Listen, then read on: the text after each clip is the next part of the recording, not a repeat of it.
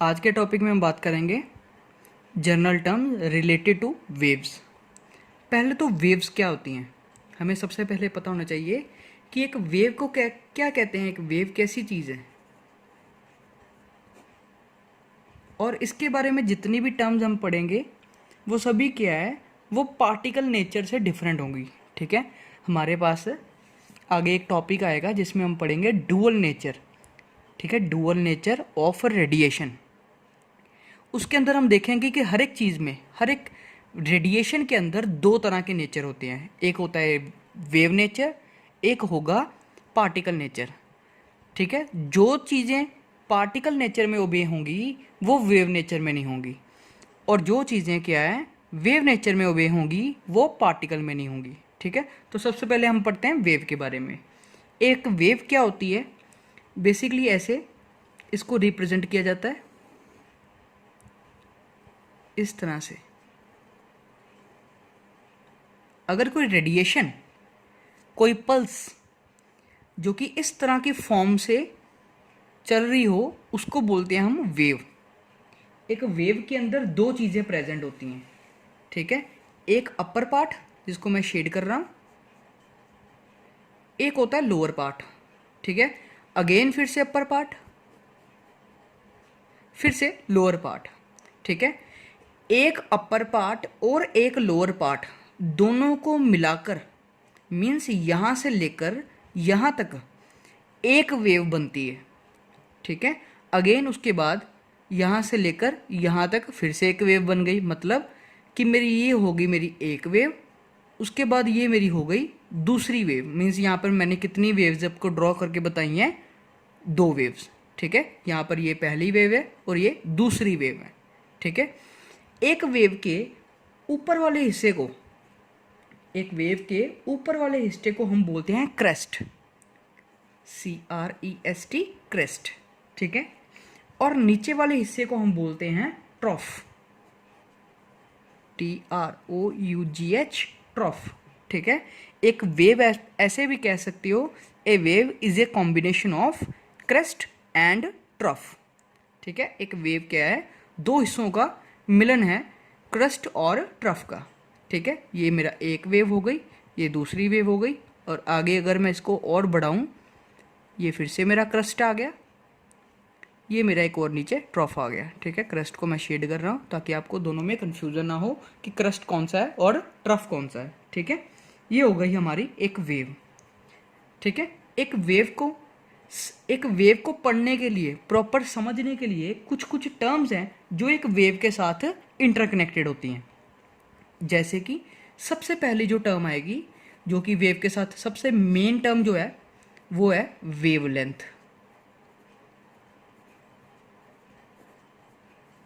जिसका सिंबल होता है इस तरह से।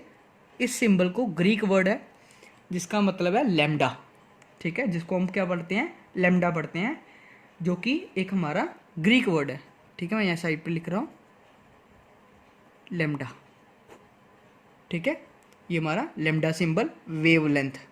देखो अब तो डेफिनेशन भी मीन्स उसका वर्ड ही हमें डेफिनेशन दे रहा है। वेव लेंथ मीन्स वेव की लेंथ। ठीक है, वेवलेंथ मतलब हो गया वेव की लेंथ। मीन्स एक वेव की कितनी लेंथ है, यहाँ पे ऐसे कह लो, यहाँ पे ऐसे समझ लो कि एक वेव कितना डिस्टेंस ट्रेवल कर रही है। ठीक है, जैसे कोई मैं इस तरह से वेव एक शो कर रहा हूँ। ठीक है, ये मेरी एक वेव है क्योंकि इसके ऊपर वाला हिस्सा क्या है, ट्रॉफ, सॉरी क्रस्ट है, नीचे वाला हिस्सा ट्रॉफ है। ठीक है, अब ये यहाँ से शुरू हुई, यहाँ से चलती गई चलती गई चलती गई, कहाँ तक पहुँची, इस पॉइंट तक। ठीक है,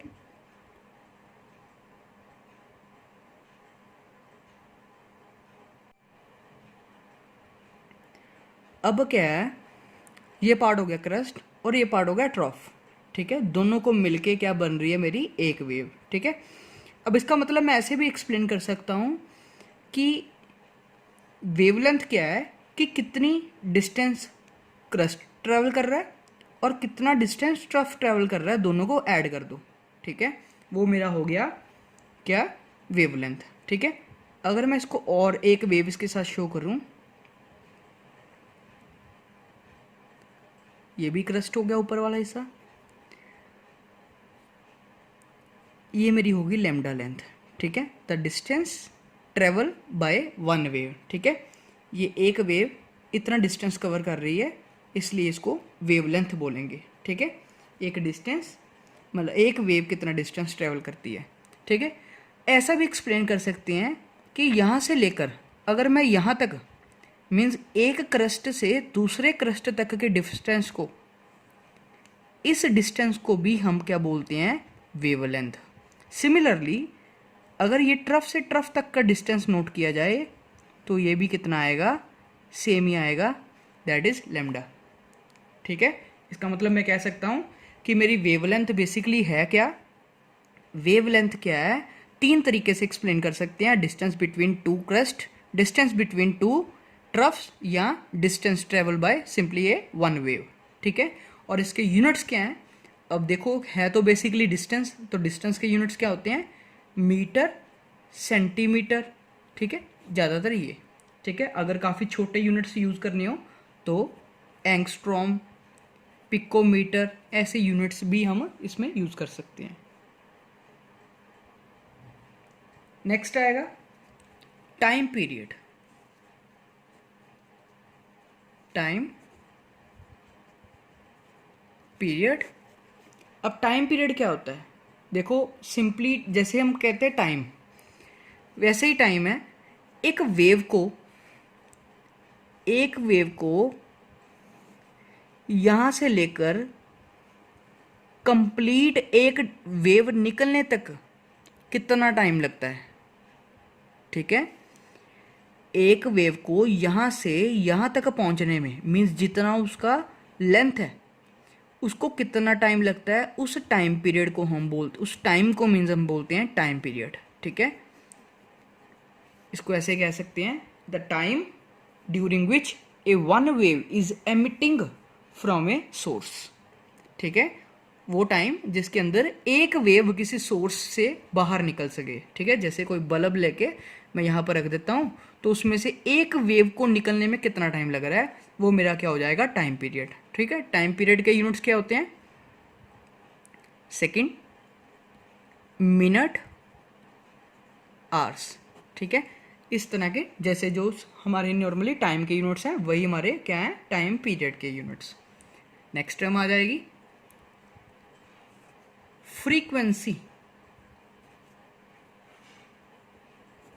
फ्रीक्वेंसी का सिंबल होता है इस तरह से, इस सिंबल का नाम क्या है, इसको बोलते हैं न्यू, ठीक है, सिंपली एन यू, ये सिंपल न्यू सिंबल है, ठीक है। NEW न्यू, नए वाला न्यू नहीं, NU सिंपली न्यू, ठीक है, जो कि बेसिकली फिर से एक ग्रीक वर्ड है, सिंबल है।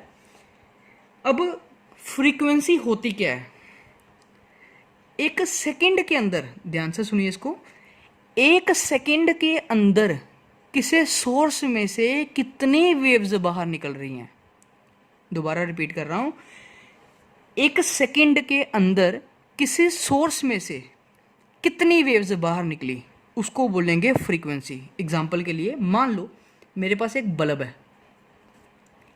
मैं इसे ऑन करता हूं, अगर मैं इस बल्ब को ऑन करूंगा डेफिनेटली इसमें से लाइट बाहर निकलेगी, ठीक है। कमरे में या जिस जगह पे इसको लगाया गया वहाँ पर क्या हो जाएगी, लाइट हो जाएगी, ठीक है। मीन्स इसमें से वेव्स बाहर निकल रही हैं, ठीक है।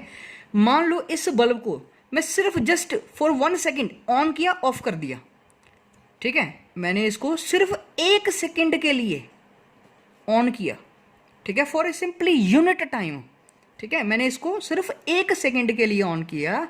अब 1 सेकेंड के लिए ऑन करने पर इसमें से मैंने काउंट की कि मान लो 30 वेव्स निकल आई, ठीक है। एग्जांपल ले रहा हूँ, मान लो कि मैंने 1 सेकेंड के लिए एक बल्ब को ऑन करके ऑफ कर दिया, तो 1 सेकेंड के अंदर उसमें से लेट कर लो कि 30 वेव्स बाहर निकली, तो इसका मतलब क्या हो गया कि इसकी फ्रीक्वेंसी हो गई 30, ठीक है। अब एक बल्ब है, एक और बल्ब ले रहा हूँ, जैसे मान लो ये, इसका मतलब ये हो गया कि ये 30 वॉट का बल्ब है, कुछ ऐसे एग्जांपल ले सकते हो आप कि ये कितने वॉट का है, 30 वॉट का। अब मैं क्या करता हूँ, मैं एक बड़ा बल्ब ले रहा हूँ थोड़ा सा, ठीक है। जैसे ये मान लो 10 वॉट का या 50 वॉट का या कुछ भी, ठीक है, इसकी कंपेरेटिवली ये बड़ा है। अब इसको भी ऑन किया 1 सेकंड के लिए, तो अब क्या होगा, इसमें से जो वेव्स निकलेंगी वो 30 की बजाय वो निकलेंगी मान लो 50। अगर ये बल्ब थोड़ा सा बड़ा है उसमें, क्योंकि उसमें से ज़्यादा लाइट बाहर निकलेगी, ज़्यादा वेव्स बाहर निकलेंगी, ठीक है। इसका मतलब उसमें से अब फ्रीक्वेंसी क्या हो गई 50, क्योंकि उसमें 1 सेकंड के अंदर, मैयर हमने 1 सेकंड में ही करना है। 1 सेकंड के अंदर कितनी वेव्स बाहर निकल रही हैं उसको हम बोलेंगे उसका फ्रीक्वेंसी, ठीक है। और फ्रीक्वेंसी का फॉर्मूला ऐसे भी लिख सकते हैं, हमें पता है कि टी टाइम लग रहा है, टी सेकंड लगे तो कितनी वेव्स बाहर निकली। अभी हमने पढ़ा ऊपर टाइम पीरियड में कि टी सेकंड के अंदर कितनी वेव्स हैं, यहाँ पर एक वेव, ठीक है। टी सेकंड के अंदर 1 वेव निकली। अगर मैं कहूँ कि 1 सेकंड के अंदर कितनी निकली, तो टी इसके नीचे आ गया। इसका मतलब 1 सेकंड के अंदर 1/t वेव्स निकली। तो 1 सेकंड के अंदर कितनी वेव्स निकल रही हैं इसको बोलते हैं फ्रीक्वेंसी। इसका मतलब फ्रीक्वेंसी का फॉर्मूला एक बन गया मेरा कि 1/टाइम पीरियड, मीन्स मैं ऐसे कह सकता हूँ कि फ्रीक्वेंसी क्या है मेरी 1/t, ठीक है। अगर मैं टाइम को इन्वर्स कर दूँ तो मेरी क्या निकल आएगी, फ्रीक्वेंसी निकल आएगी। ये हो गया मेरा फ्रीक्वेंसी। और फ्रीक्वेंसी के यूनिट्स क्या हैं अब, फ्रीक्वेंसी को किस यूनिट्स में मेजर किया जाता है, फ्रीक्वेंसी के काफ़ी यूनिट्स है, जैसे टाइम के यूनिट्स है सेकंड, तो ये बन गए मेरे पर सेकंड, ठीक है। सेकंड -1 कह सकते हो आप, या इसको पर सेकंड कह सकते हो। और इसको हर्ट्ज, HZ इसका सिंबल है, हर्ट्ज के नाम से भी डिनोट किया जाता है। हर्ट्ज एक साइंटिस्ट था, फ्रैंक हर्ट्ज, जिसने इसके फ्रीक्वेंसी के यूनिट्स दिए थे, ठीक है। इसलिए इसके नाम पे इसके यूनिट्स बन गए, जिसका क्या मतलब है हर्ट्ज, ठीक है। हर्ट्ज कह सकते हो, साइकिल्स भी कह सकते हैं, साइकिल्स पर सेकंड, ठीक है, जिसको CPS भी बोला जाएगा, ठीक है। ये चीज़ हो गई, ये आगे हमारे यूनिट्स। उसके बाद है फोर्थ टर्म जो कि है वेव नंबर।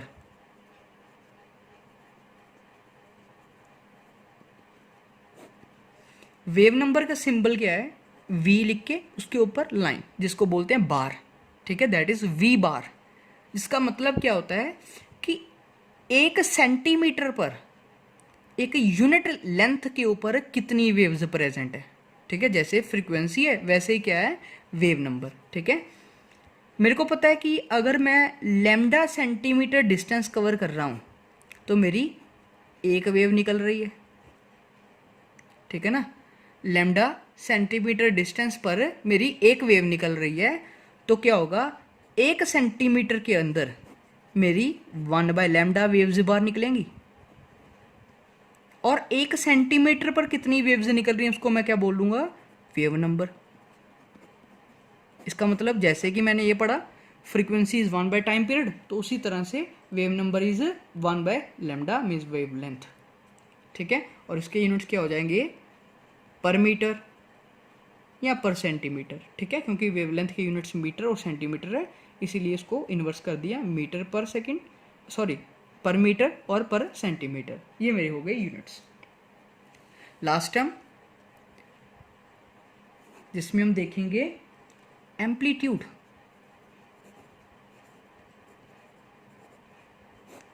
एम्पलीट्यूड के काफ़ी सिंबल्स दिए गए हैं,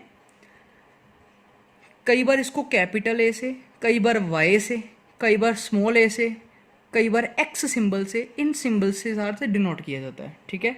ज़्यादा इजी रहेगा आप सिंपली इसको ए से डिनोट करो, ठीक है। एम्पलीट्यूड क्या होता है, एक